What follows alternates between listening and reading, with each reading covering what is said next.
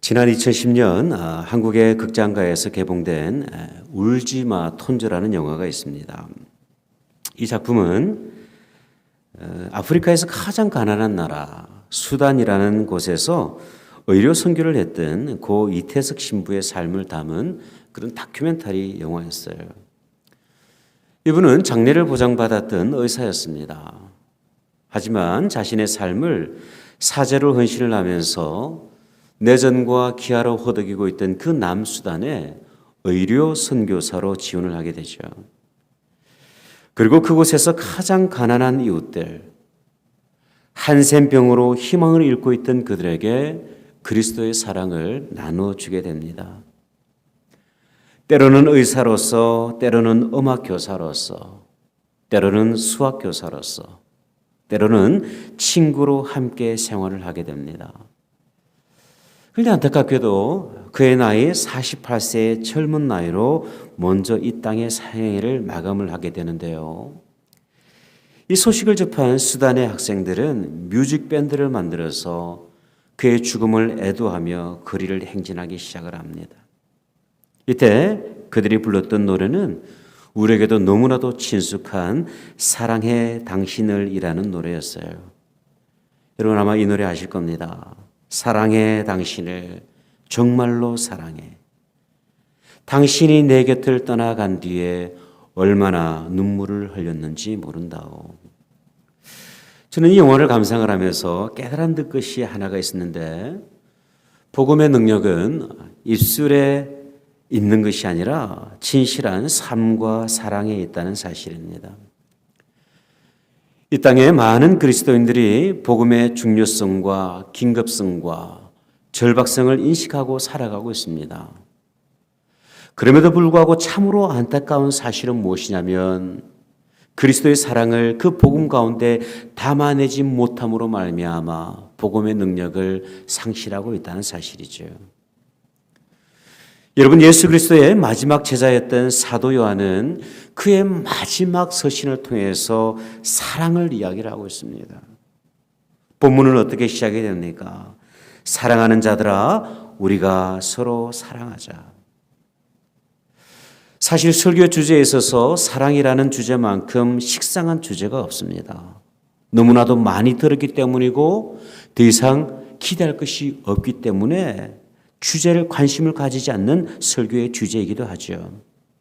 근데 여러분, 너무 익숙하다 보니까 그 사랑의 중요성과 사랑해야 될 그 이유를 잊어버리고 살아갈 때가 참으로 많이 있습니다. 그렇다면 여러분, 저와 여러분이 참으로 다시 한번 사랑하면서 살아가야 될 그 이유가, 성경적인 이유가 무엇일까요? 첫 번째, 사랑은 구원의 또 다른 증거가 되기 때문입니다.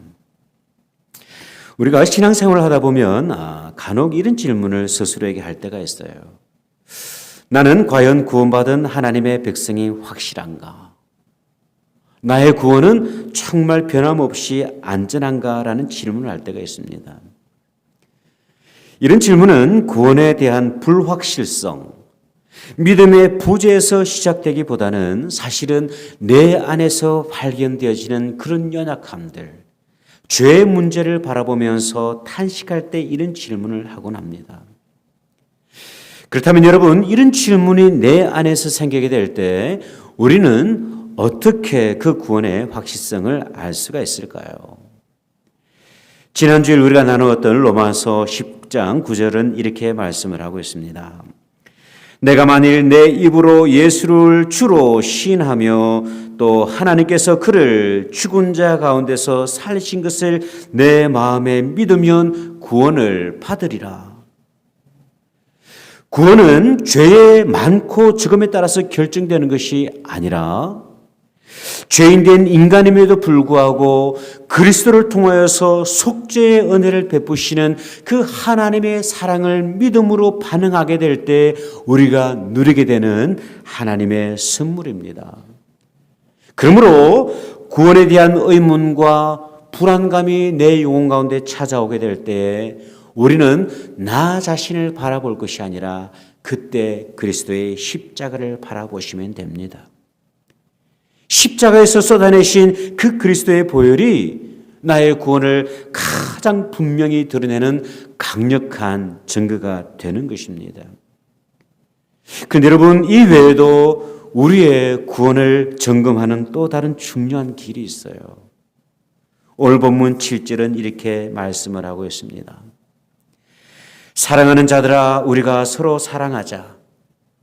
사랑은 하나님께 속한 것이니 사랑하는 자마다 하나님으로부터 나서 하나님을 안다 말씀을 하고 있어요. 여러분, 하나님의 말씀은 사랑하는 자마다 하나님으로부터 태어났다고 기록을 하고 있습니다. 즉 하나님으로부터 나온 자, 하나님의 백성, 하나님께서 베푸시는 그 구원의 은혜 가운데 있는 자들은 바로 사랑하며 살아가는 인생이라는 사실입니다. 여러분, 사랑하는 것이 뭐 그리 대단한가 그렇게 무시할 수도 있지만, 그러나 여러분, 사랑은 무척이나 중요한 것입니다.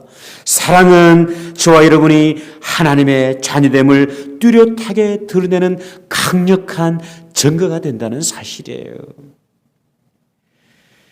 여러분, 주님께서 부활하시고 성천하시면서 제자들에게 분부하셨던 지상 대명령이 있습니다.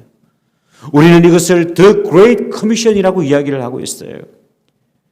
마태복음 28장 19절, 그러므로 너희는 가서 모든 민족을 제자로 삼아서 아버지와 아들과 성령의 이름으로 침례를 베풀고 내가 너에게 분부한 모든 것을 가르쳐 지키게 하라 말씀하셨습니다. 이 복음적인 명령, 이 선교적인 명령을 수행하기 위해서 지금 이 순간에도 수많은 선교사들이 열방에 흩어져서 사역을 감당하고 있어요. 타문화권의 그런 어려운 환경 속에서도 그들은 복음을 전하고 있습니다. 지금 이 순간도 선교사로 파송되기 위해서 기도로 준비하는 사람들이 있어요. 그런 이들과 함께 교회들은 협력을 하고 있습니다. 그런데 여러분, 이 명령을 수행하게 될 때 저와 여러분이 반드시 기억해야 될 것이 있는데, 그것은 뭐냐면 그리스도의 복음은 입술의 선포가 아닌 사랑과 삶으로 전달되어야 한다는 사실입니다. 성경을 보면 주님께서 The Great Commission을 주시기 전에 먼저 분부하신 명령이 있습니다. 이것을 우리는 The Great Commandment라고 이야기를 하고 있어요. 마태복음 22장 37절 40절 말씀. 예수 그리스도께서 이르시되 내 마음을 다하고 목숨을 다하고 뜻을 다하여 주 너의 하나님을 사랑하라 하셨으니 이것이 크고 첫째 되는 계명이요 둘째도 그와 동일하니 내 이웃을 내 자신같이 사랑하라. 여러분, 선교보다 먼저 중요한 것이 있습니다. 그것은 사랑하는 것입니다. 19세기 말 많은 선교사들이 조선 땅을 밟았습니다. 복음의 열정을 가지고 태평양을 건너서 이전까지 단 한 번도 인류의 역사 속에 소개되지 않았던 그 미지의 땅, 조선 땅을 향하고 있었어요. 그런데 그 초창기 선교사들의 사역은 실패를 지속적으로 반복을 하고 있었습니다. 열심히 사역을 하는데 열매가 없는 거예요. 이 난감한 현실을 바라보면서 선교사들은 그 실패의 원인들을 조선인들에게 돌리고 있었습니다. 하지만 그들의 실패는 선교의 실패가 아닌 사랑의 실패였어요. 그들은 조선에서 사역을 했지만 조선의 문화를 거부했습니다. 음식을 거부했고 함께 생활하는 것을 주저주저했고 심지어 언어를 배우는 것을 주저했습니다. 포기했습니다. 평양 대부흥 이야기라는 책을 보면 로버트 하디라는 선교사가 그 자신의 선교 사역의 실패를 이렇게 진술을 하고 있습니다. 사실 여러분이 알다시피 나는 토론토 의과대학을 졸업을 해서 의사라고 하는 자부심, 의과대학을 졸업했다는 그 교만함, 그리고 백인 우월주의와 인종편견에서 벗어나지를 못했습니다. 나는 가는 곳마다 실패의 원인이 한국 사람들에게 있었다고 생각을 했는데, 그러나 실패의 원인이 내 자신에게 있다는 것을 말씀을 통해서 발견했습니다. 선교의 실패는 열심이 없었던 것이 아니라 그들 안에 사랑의 마음이 없었기 때문이에요. 결국 하나님 앞에서 자신들의 실패를 정직히 고백하며 회개하는 가운데 성령의 강력한 역사가 이 평양을 중심으로 불일듯 일어나게 되죠. 이 회개 운동을 통해서 세계 기독교 역사가 주목하고 있는 평양 대부흥을 우리는 경험을 하게 된 것입니다. 여러분, 구원받은 하나님의 백성이 가지고 있는 특징이 있습니다. 너무나도 분명한 특징이 있어요. 그것은 그리스도 이름으로 사랑하는 것입니다. 나를 사랑할 뿐만 아니라 이웃을 사랑하고 이웃을 사랑할 뿐만 아니라 원수까지 사랑하는 것이죠.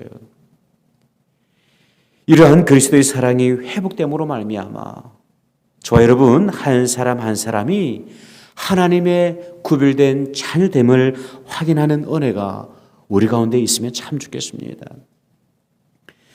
두 번째, 사랑은 하나님의 형상을 회복하는 길이기 때문입니다.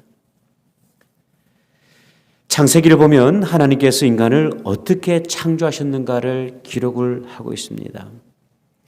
특별히 창세기 1장 26절에서 27절을 보면 이렇게 기록이 되고 있어요. 하나님이 이르시되 우리의 형상을 따라 우리의 모양대로 우리가 사람을 만들고 그들로 바다의 물고기와 하늘의 새와 가축과 온 땅과 땅에 기는 모든 것을 다스리게 하자 하시고 하나님이 자기 형상 곧 하나님의 형상대로 사람을 창조하시되 남자와 여자를 창조하셨다. 여러분, 이 본문을 보면 반복되는 단어가 있는데요. 바로 형상이라고 하는 단어입니다.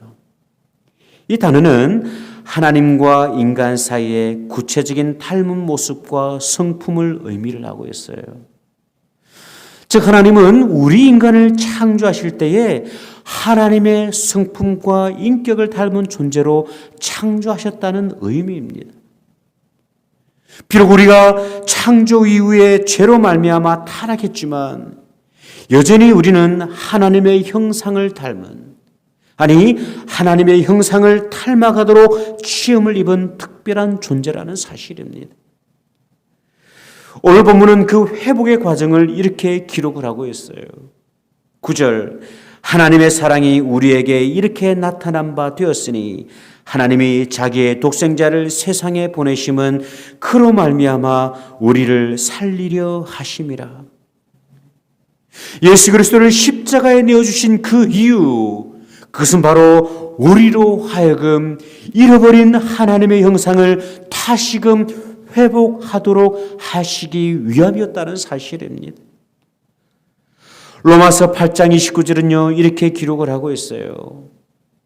하나님이 미리 아신 자들을 또한 그 아들의 형상을 본받게 하기 위하여서 미리 정하셨으니 이는 그로 많은 형제 중에서 맏아들이 되게 하려 하심이니라.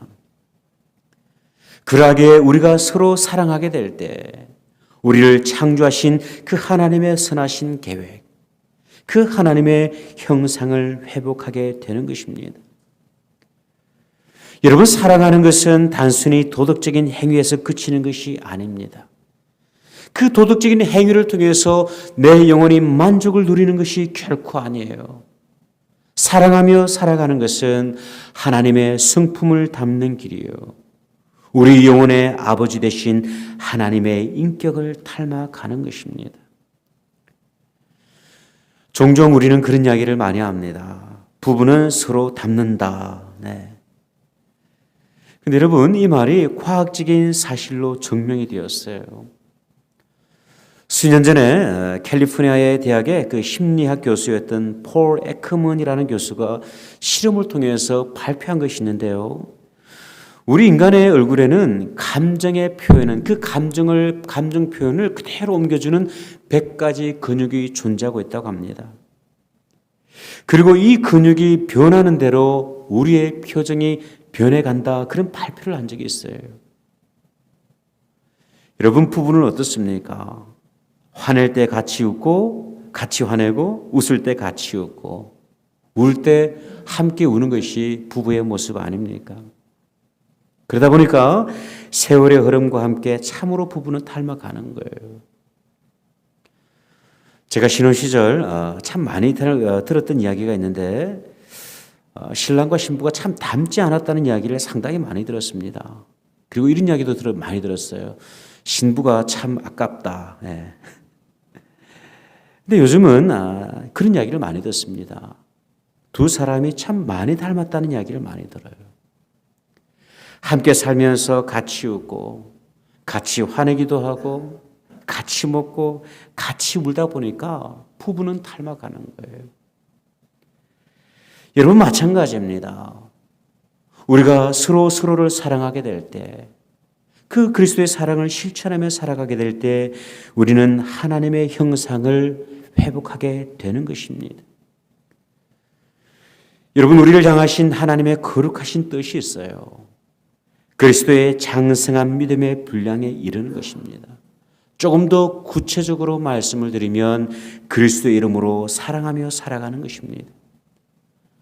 하나님의 성품이 사랑이시듯이 그 사랑이 당신의 피조물 안에 깊이 새겨지고 또한 실습되어지기를 기뻐하신다는 사실이에요. 오늘 본문 11절은 이렇게 말씀을 하지 않습니까? 사랑하는 자들아, 하나님이 이같이 우리를 사랑하셨은즉 우리도 서로 사랑하는 것이 마땅하도다. 마지막으로 저와 여러분이 서로 사랑하며 살아가야 될 이유는 그리스도의 명령이기 때문입니다. 사도 요한은 온유한 표현으로 서로 사랑하자 그렇게 권면을 하고 있습니다. 그런데 여러분, 복음서를 통해서 주님은 우리에게 사랑을 권면하지 않으시고요, 사랑을 명령하셨습니다. 요한복음 13장 34절, 새 계명을 너에게 주노니 서로 사랑하라. 내가 너희를 사랑한 것 같이 서로 사랑하라. 주님은 사랑을 권면하지 않으시고 명령을 하셨어요. 왜 주님은 사랑에 대한 옵션을 주지 않으시고 우리에게 명령을 하셨을까요? 기도하며 묵상하다 보면 그 이유를 우리가 어느 정도는 이해를 할 수가 있어요. 주님께서는 미리 우리를 너무나도 잘 아셨던 거예요. 우리에게 다음과 같은 변명이 있음을 미리 아셨습니다. 주님, 제가 다른 사람은 사랑해도 결코 저 사람만큼은 사랑할 수가 없습니다. 제발 저 인간만큼은 제 사랑의 리스트 속에서 제외시켜 주십시오. 여러분, 솔직한 우리들의 그런 고백 아닙니까? 사랑할 만한 사람은 사랑하고 사랑하기 참 어려운 사람은 너무나도 쉽게 포기해버리는 것이 우리들의 모습이에요. 그런데 주님은 이렇게 말씀을 하십니다. 내가 너희를 사랑한 것 같이 서로 사랑하라 말씀을 하십니다.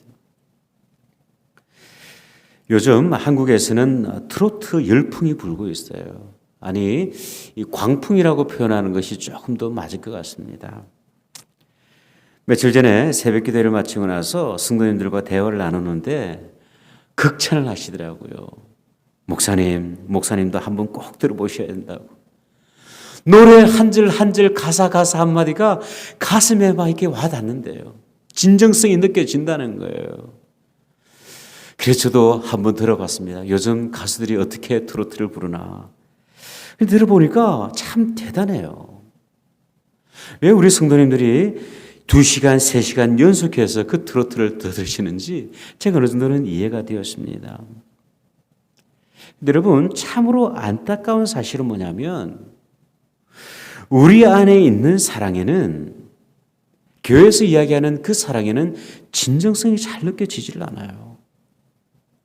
그래서 사랑이라는 말을 들으면 때때로 우리 가운데 어떤 마음이 찾아드냐면 조금 유치하게 느껴지기도 합니다. 언제가 제가 사랑에 대해서 설교를 했는데 성도님 한 분이 이런 말씀을 하시더라고요. 목사님, 저는 우리 교회에서 인사를 할 때 사랑합니다라는 인사 좀 안 했으면 좋겠습니다. 다 가식이지 않습니까? 가식적으로 이야기할 거 왜 그렇게 인사를 해야 됩니까? 그렇게 컴플레인을 하시더라고요. 제가 뭐라 답변을 드리기가 무척 힘이 들었습니다. 여러분, 주님은 사랑하라 명령하셨습니다. 주님께서 명령하셨다고 한다면 그 명령에 대한 반응은 단 하나예요. 바로 순종하는 것입니다. 어려워도 순종하는 거예요. 내 의지와 내 감정에 상관없이 그저 주의 말씀 가운데 순종하는 것입니다. 그 순종을 통해서 우리는 하나님의 놀라운 역사를 비로소 경험하게 되어지는 거예요. 순종이 없음으로 말미암아 우리는 늘 생애 가운데서 허덕허덕하면서 그렇게 살아가는 것입니다. 그렇다면 여러분, 왜 우리는 사랑에 대해서 실패를 할까요? 우리의 실패는 사실 감정의 실패입니다. 우리는 사랑을 어떻게 이해를 하냐면 감정으로 이해할 때가 참 많이 있어요. 그 감정의 변동에 따라서 사랑을 취사 선택을 하는 것입니다.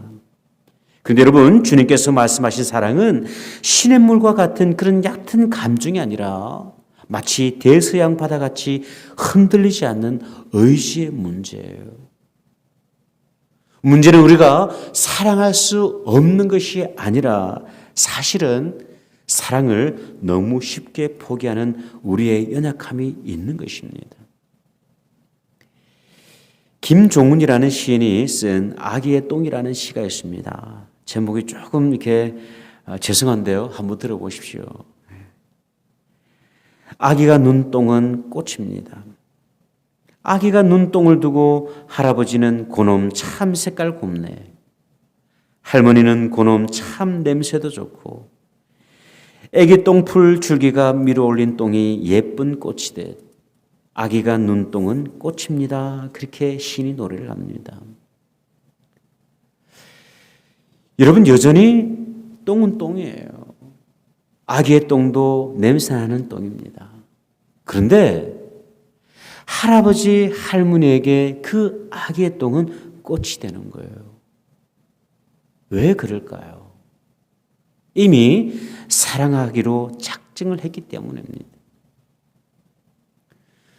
저는 우리 교회를 아직 잘 몰라요. 그래서 성도님들의 그 관계를 잘 모릅니다. 어떤 사연이 있는지 몰라요. 그러나 해결되지 않은 많은 관계들, 회복되지 않은 관계가 분명히 존재할 것이라 생각을 해봅니다.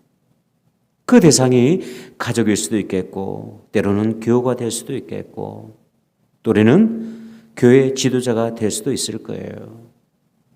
여러분, 우리는 그 관계를 반드시 회복해야만 합니다. 그대로 내버려둬서는 안 돼요. 사랑은 선택의 문제가 아닌 명령의 문제이기 때문입니다. 이 명령을 지켜갈 때 비로소 우리는 하나님의 나라를 이 땅에서부터 비로소 진하게 경험하며 살아가게 되는 것이에요. 고 이태석 신부가 유작으로 남긴 묵상이라고 하는 시 한 편이 있습니다. 이 시를 통해서 우리는 그가 왜 이 남수단에 그 척박한 땅에 자신의 청춘을 바쳤는가를 확인을 할 수가 있어요. 십자가 앞에 꿇어 죽게 물었네. 추위와 굶주림에 시달리는 이들, 총부리 앞에서 피를 흘리며 죽어가는 이들을 왜 당신은 보고만 있냐고 눈물을 흘리면서 죽게 물었네. 세상엔 죄인들과 닫힌 감옥이 있어야만 하고 인간은 고통 속에서 번민해야 하느냐고. 조용한 침묵 속에서 주가 말씀하셨지. 사랑, 사랑, 사랑. 오직 서로 사랑하라고. 난 영원히 기도하리라 세계 평화를 위해서. 난 사랑하리라 내 모든 것 바쳐서. 교회의 전승에 따르면 밤모습에서 돌아온 이 사도 요한이 자신이 목회를 하고 있던 그 에베소 교회로 돌아가서 늘 설교를 했다고 합니다. 그런데 그 설교의 주제는 매주일 동일했어요. 사랑하는 자들아, 우리가 서로 사랑하자. 성도들과 제자들은 무척 불평을 많이 했습니다. 요한 선생님, 이제 제발 다른 설교를 좀 하시면 안 되겠습니까? 너무나도 지겹습니다. 그런데 주님의 품에 안기는 그 순간까지 그는 사랑을 설교했다고 기록은 전하고 있어요. 여러분, 왜 사도 요한은 그 사랑에 대해서 그토록 집착했을까요? 왜 생애가 끝나는 그 순간까지 요한은 사랑에 대해서 설교를 했을까요? 하나님은 사랑이시기 때문입니다. 사랑은 하나님의 형상을 회복하는 길입니다. 사랑은 구원의 분명한 증거입니다. 그리고 사랑은 예수 그리스도의 엄중한 명령입니다. 오늘 아침 저와 여러분은 사랑하고 계십니까? 기도하겠습니다.